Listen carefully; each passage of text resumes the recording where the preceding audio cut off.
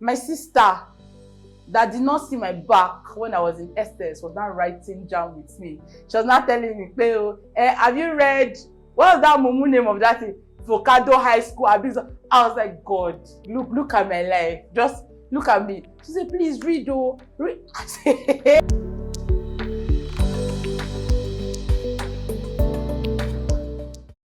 hey guys, my name is Faith Emmanuel, and this is a story about me.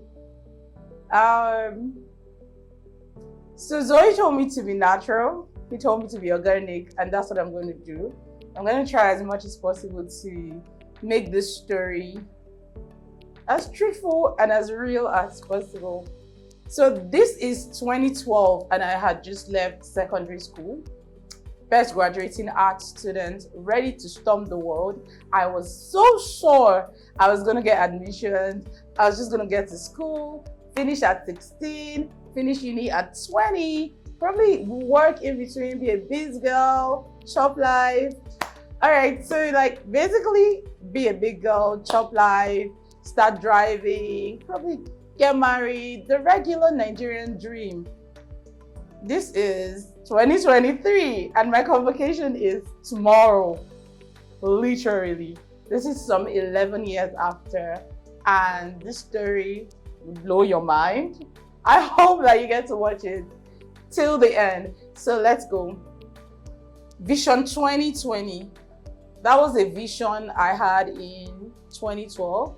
I wanted to be that person who would go to school and then make my parents proud, of course, graduate with a first class, get the best job, and then have the best life. But when I wrote my first JAMB, I scored way over 200, which was what was needed for admissions into the university at the time, but I did not get admissions. I had graduated the best art student in my school. I had written my JAMB, awaiting results, gone to University of Abuja to write a post-UTME, gone to Kogi State University to write a post-UTME. So there was no way in heaven and earth and hell that I wasn't qualified to get an admission. But I did not get an admission. Funny thing is, my brother who scored even lower than what I had in JAMB got admission immediately. So for some very weird reasons, no, not for some weird reasons, I was very smart. So I and my elder brother happened to be in the same class together. I was the smart one. Guys, I was the smart one. But my brother got admission before me. The truth is, I didn't know how much that had affected me until later on. Because then I started to feel like, was God punishing me for something? Did I do something wrong? And mind you, I came from a Christian home. My parents taught us everything. We were taught to pray. We were taught to do the right things. Just be kind to people. Don't follow boys. Guys, I did everything. I swear, like, oh God, we should not be swearing. But why? Why did I not get admission? I'm laughing now, but it was a crazy, crazy experience for me. Because then that period, I was doubting everything. My whole Christianity, everything I believed up to this point was being tested. And I was facing one of the biggest rejections of my life without even knowing it. So I've always been like a bright student. I've topped my class. First 10 people, you'd always find me there. So there was no reason actually for me not to have gotten admissions. And so on this day, I had, the admissions had closed. I was just sitting down on the ground in my room and I was crying. I was crying from a place of, I went to a boarding school, by the way. So everyone was like, Senior Faith, I know you've gotten admission. They were not asking me, have you gotten admission? They're like, I know you've gotten admission. What school? I could not reply. So this was a time of Facebook. So you'd come online and see your friends saying, I don't go school, this kind of stuff. And you're just like, you were the best student. You graduated best student. So how do you explain to everybody that, well, JAMB did not like me, they just don't like my face, or I don't. Lord, help your child. So yeah, that's what had happened. Guys, I cried. And when I was done crying, my dad, funny enough, came into the room that day and said, you're going to a polytechnic. I'm like, me alone, God forbid. After we've said all the polytechnic people don't have sense. I was the cheerleader.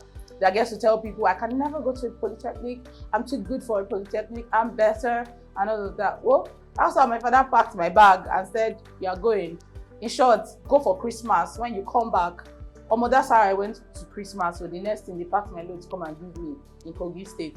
I started going to Ida Polytechnic, Federal Polytechnic Ida. Shout out to you guys if you went to Federal Polytechnic Ida. That was a really great school. But because this wasn't what I wanted, I wasn't even paying attention. But last, so I still graduated with like almost 4 points away from distinction. My brain did catch fire, no. Like, well, if I was paying attention, maybe I would have done distinction, guys. But that happened. But I still wanted a university education. This was very important to me because I wanted law. I wanted to study law or mass communication. But law was bigger in my head because, I mean, hear me now. I'm vocal. I'm good with this thing. I dress well. Oh my God. Okay, they are telling me behind the scenes that I'm too proud. Let me tone it down. So yeah, I wanted law, but that didn't happen. So after Polytechnic year, I applied for another JAM. But before this time, I had gone to intern. You do a 1-year compulsory internship. So I insisted I wanted to intern with lawyers. I wanted to work with them. I understand how working with them works. And shock of my life, I realized I did not want to be a lawyer. It was more of, I was an activist. I wanted the rights of people to be protected. But did I want to go to court to do that? No. I actually wanted to be a humanitarian, probably community development, which I'm now doing. Yeah, the NGO space really, but I didn't know that. And I'm grateful right now in hindsight that admissions didn't come early for me, because maybe I'd have gone ahead to study law. But maybe I forgot lost now, but well, let's just leave that. I was really grateful that happened. So from that awareness, I applied for another JAM. It didn't work. So this time they told me, oh, you already have a polytechnic degree, you can do direct entry. So I did direct entry, I did JAM. I was like, even the devil cannot stop this one this time around. I made sure to read, scored high grades. Guys, they did not give me admission again. Hey, God. At this point, I was so convinced that, God does not like me. There's a problem. And if there's anything called backsliding, I'm going to backslide. I'm going to start going to that club they say I should not go to. In short, anything that can make God angry at me, I'm just going to do it. But you come from good home, No, if you walk, like, there's no way you can do it. I tried going out really so many times. I just came back home by myself. Nobody even told me. I just came back home.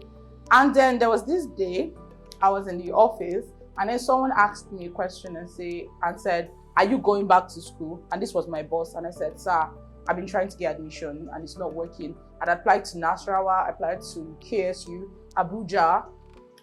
What other school did I mean, I was basically just putting any school. Once I got tired, I was applying to Ilorin as well. So every year for 3 years, I did apply, but got no admission. If you ask me why, now I won't ask. I don't know. Guys, I did everything right. And this is the point where I get to tell someone that sometimes your journey is not everyone's journey, right?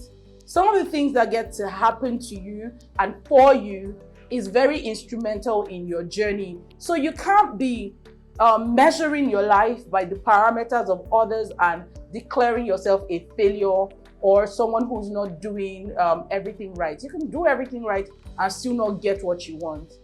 My advice is keep at it. And my mantra is very simple. Whatever your hands find to do it with all diligence, right? At every point that you are doing whatever you're doing, hoping that things are going to pan out correctly and it's not still happening correctly, it shouldn't stop you from doing what you have to do. So yeah, I was working with the law firm at the time, and then my boss had asked me this question and I told him this, and he said, you're going to school next year. Choose a school you want to go to and just let me know. So I sought counsel. Because then there were only private universities in session. I saw counsel and I told someone I wanted to go to Affair, and the person said, can you afford Affair by yourself if someone wasn't sponsoring? And I said no. So he said, wait for a federal school that is in session, because what if this person wakes up one day and says, I can't sponsor you anymore? What do you do? So I found sense in it. And again, I'm grateful for strategic people at strategic times in my life, because I do not know. Maybe if I didn't have counsel, I would have wasted a lot of my time more than I already did waste. And so I went back to him, and then Uniloring happened. I got admission. Guys, let me bust you people's brain now. So this was 2016, 2017-ish. My sister that did not see my back when I was in Estes was not writing jam with me. She was not telling me, have you read, what was that mumu name of that thing? Focado High School. I was like, God, look at my life. Just look at me. She said, please read, read. I said, hey, God. Hey, I should read, no problem. So I did go through that phase. I mean, I think I and my sister's jam was actually on the same day. Shout out to Gracie Manuel, my very lovely sister. She did help me actually read some things. And I passed this time around. So this was a twist, right? This is a twist right here. I didn't know that they had changed the pattern of jam. So you know how you people that are in dating scene, you have been dating for so long, you know what's up. There's some people that have dated, but they left it for like 5 years. That was me. I did not know if they give you admission, you have to go and press and accept it. Clinical. Me, I was now waiting. I was not like, they've given you admission, no, sure you have not checked it. I said, check what? I've not gotten any mail. My dad was like, oh yeah, go to Buhari Jam office headquarters. And so I went there, and the lady just told me, your admission will expire the next day. You are refusing to accept your admission. Is it because they gave you adult education? Me, I was like, what is adult education? I did not apply for part-time. She was like, oh no, Uniloring gave you admission for this. Are you going to accept it or not? Out of anger, I was just like, Joe, accept it.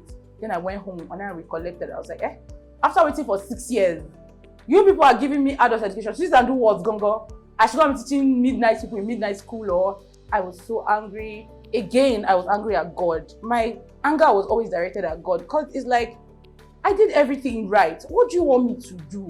They said, don't do exam malpractice. I did not. Don't let somebody give you admission. I did not do any of this. So why are you punishing me? And then this happened. One of my mentors, Dr. Phillips, I went to meet him and I said, sir, I think I want to take the money that I'm going to use to go to school and go to a fashion school because I'm tired. And then he went, what do you want? Do you want an education or you want to be a businesswoman? I said, I've always wanted to be a career woman. And then he said, okay, no problem. Take the admission, go to Ilorin. If you think you don't like the admission they gave you, go to the school and confront them. And guys, I came to Ilorin with hotness, back to back. I was like, hey, me and these people will enter one treasure. So the first day I got here, I went directly to the Senate building. I was ready to para. But when I first entered, they were like, who are you looking for? I said, sir, I mean, who are you looking for? Who sent you? My friend, get out of this place.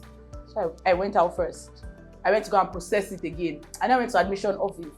So then they gave me adult education. I don't want it. They're like, why did you accept the admission? My friend, leave this place if you don't want. So literally every day, I was going to admission office, Senate building. Every day, and I'm not even lying. Every single day, my roommate, Anu kept telling me, just do the course for 1 year. By 200, you get to change, or you write another jam. I said, I'm done.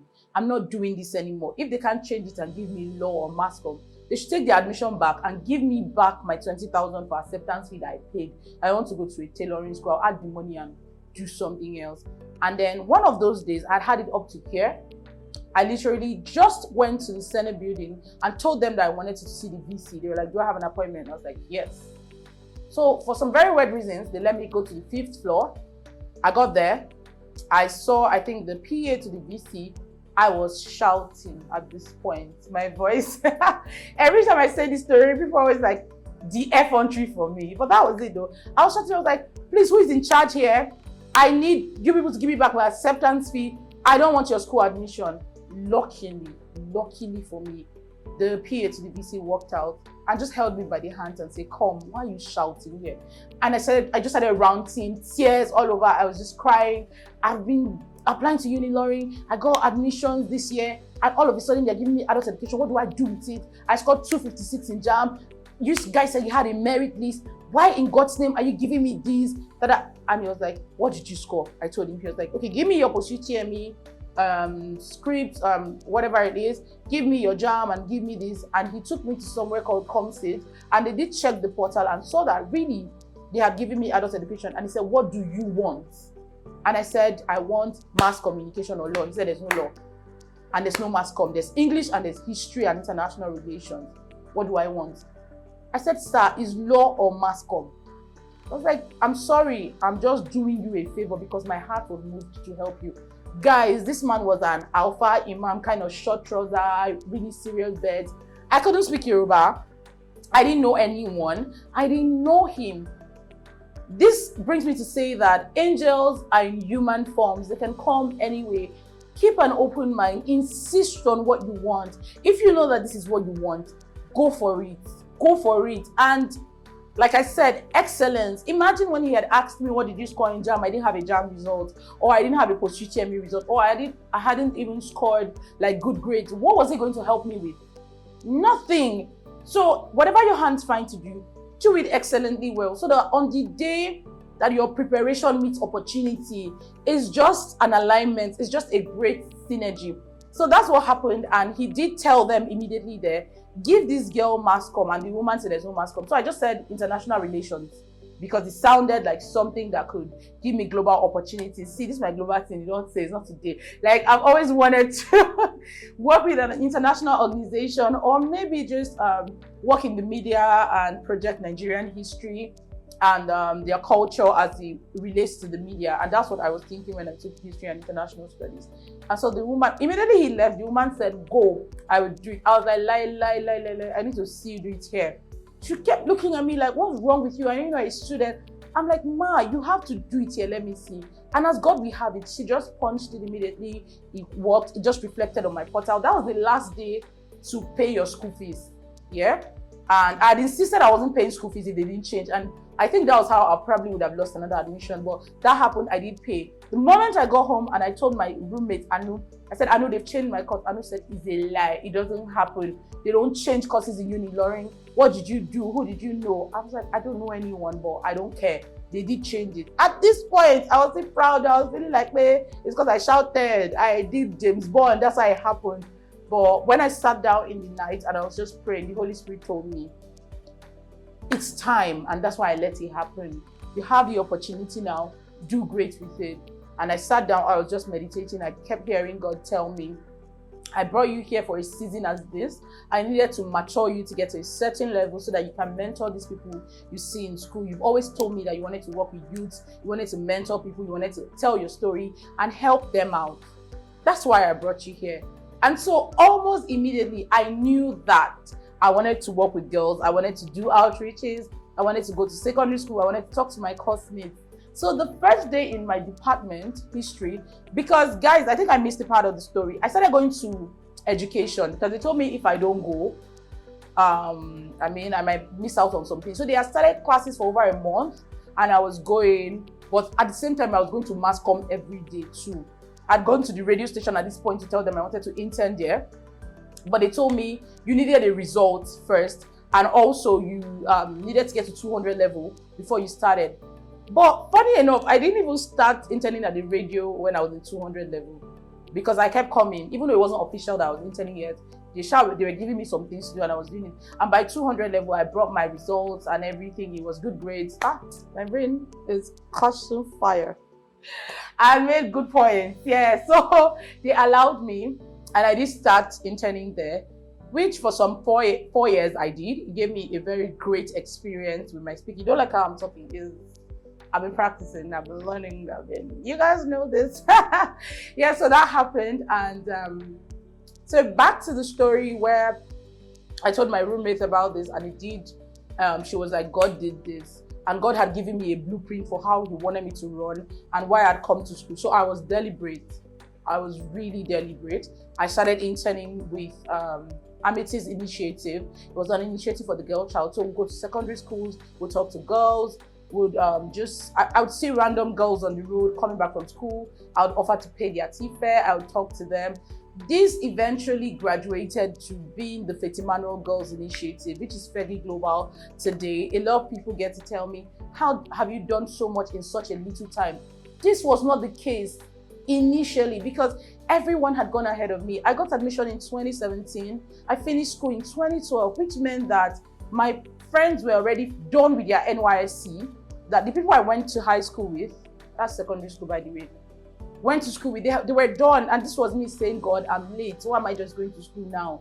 But then compare my life now with okay, the Bible says comparing themselves with one another, they're not wise. But I'm just saying, when I put my frustration that I used to have then about how behind I was and how late I was to where I am right now, what I'm currently doing, how I'm pushing impact in both global spaces and the NGO space, I'm like, God, thank you for taking me through all that route. Because now I put my CV together, I'm seeing that I have a 6 years experience with working, and people are asking me, how are you just serving but you have a 6 years experience? I have an ND, I do apply for jobs with them. I was in school, I was working, I was doing like a whole lot of things. And right now, I can tell you that I'm 27 this year, but my experience is, it's not that of a 27-year-old. I go to places, submit my CV, try to apply for some things, and they're asking me, oh my God, how are you so young? And you're doing so much. I don't feel young, by the way, but I feel like I've done so much. And I'm glad to be sharing my story with every one of you. And I hope this encourages you really not to give up on what you want, not to let your background put your back on the ground. I know that's cliche, but this is my story and it's so real to me. And I'm telling you out there, I dare you to go for more. I dare you to want more out of life. I dare you to not look at your gender or look at your sex as something that's a barrier for you. It is what makes you you. Every part of your journey, everything that has happened in your life up till now was leading you to become this person God has called you to be. Don't waste any season, don't waste any time, and do not waste God's time and resources. My name is Faith Emmanuel. This is 10 years since secondary school, and I'm just getting a BSc.